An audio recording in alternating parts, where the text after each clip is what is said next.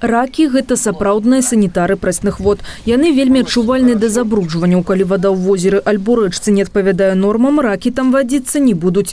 Кіруючыся гэтым сцвярджэннем вучоных, вода ў Маладзечынскім раёне крыстальна чыстая. Менавіта ў нашым рэгіёне жывуць шыракапалыя ракі, занесеныя ў чырвоную кнігу Беларусі. Гэты від знікае ўвогуле ў Еўропе. Галоўная прычына – ракавая чума, што распаўсюджваецца глобальнымі тэмпамі. Чым вышэйшая шчыльнасць рассялення асобін у вадаёмах, тем большая вероятность возникновения хворобы. Здесь у вас в карьерах очень высокая плотность, и поэтому надо бы как-то пытаться этого рака сохранить. А пути сохранения – это расселение. Расселять в новые места, потому что рано или поздно рачья чума здесь появится. Як супрацьстаяць чуме і не даць застацца гэтаму віду толькі на кніжных старонках, пакуль невядома. Ад хваробы няма паратунку ў выглядзе лекаў, але метадам рассялення членістаногіх ёсць магчымасць прадоўжыць іх існаванне. Каб адлавіць частку папуляцыі і вывесці іх на іншыя вадаёмы для размнажэння, на Маладзечыншчыну і завіталі супрацоўнікі Акадэміі навук Беларусі. По Неману и по Вилли тоже идет полосатый рак. Это инвазивный вид, американский вид.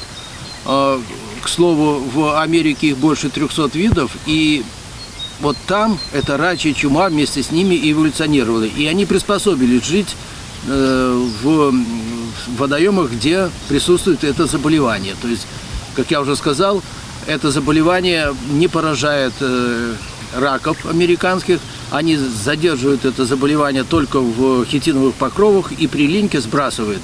А наши погибают, поскольку эти рачья чума поражает весь организм. Я бы хотел, пользуясь случаем, попросить людей, местное население прежде всего, не переселять раков. Если вы не знаете, какого вида вы переселяете, не трогать, не переселять.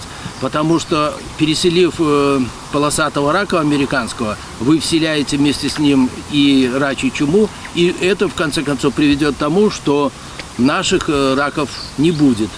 У нашым рэгіёне унікальны выпадак ужо зрабілі выснову вучоныя. Па папярэдніх дадзеных ракі расселены з разліку палова, асобіны на метр квадратны. Так густа не жывуць нават вузкапалыя прамысловыя ракападобныя.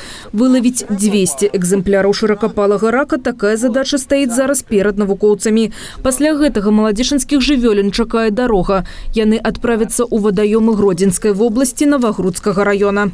Раки не пострадают, они у нас сейчас содержатся в садках, которые мы поймали в воде, так что им ничего не грозит. Мы держим отдельно самочек в одном садке, плоском таком, чтобы они не повредили яйца, которые они вынашивают. Самцов отдельно в садке тоже. Для них это совершенно безопасно, панцирь у них твердый, никаких повреждений мы не допускаем. Скученности такой тоже большой нету, у нас несколько этих садков. Так что все будет хорошо. У басейне Немана таких ракаў можна пералічыць на пальцах, упэўнены навуковыя супрацоўнікі. Дарэчы, тым, хто цікавіцца ціхім паляваннем, варта ведаць, што вузкапалых ракаў дазволена адлаўліваць згодна строгім правілам, выконваючы патрабаванні да даўжыні асобіны, тэрміна адлову і яго колькасці на чалавека. Паслабленне ёсць толькі на адлоў паласатых ракаў і, дарэчы, з прычыны распаўсюду хваробы. Шыракапалых членістаногіх лавіць нельга ўвогуле, за гэта прадугледжана крымінальная адказнасць.